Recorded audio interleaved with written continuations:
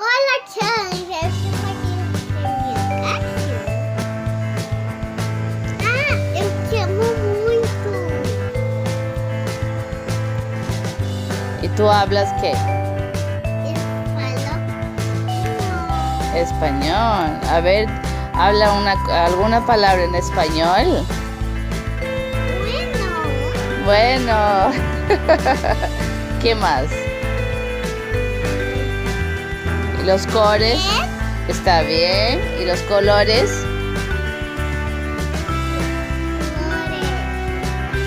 O amarelo en español, ¿cómo se dice? Amarillo.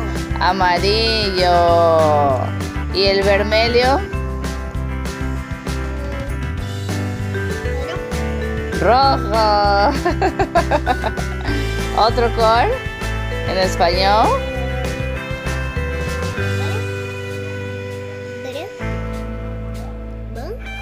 Blanco. Muy bien, Samara, hablando español, ¿verdad? Manda un beso para la tía Angie entonces. Y llama a ella para venir a casa. Sí. ¿Quién?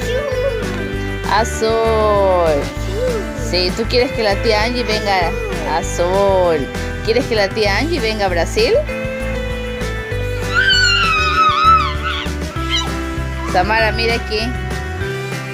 ¿Dónde vive la tía? Outra cor, mãe. Outra cor. Esquecemos. Azul clarín. Samara, ¿dónde vive la tía? Samara, ¿dónde vive? Deixa eu falar pra você. Claro. ¿Dónde vive la tía Angie?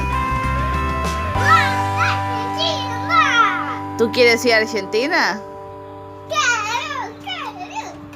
¿Tú vas a Argentina cómo? Vestidinho. ¿Más tú vas de carro o de avión? De avião. De avión, ¿eh? Eu gosto de avião. Manda un beso para la tía Angie y para el primito Santino.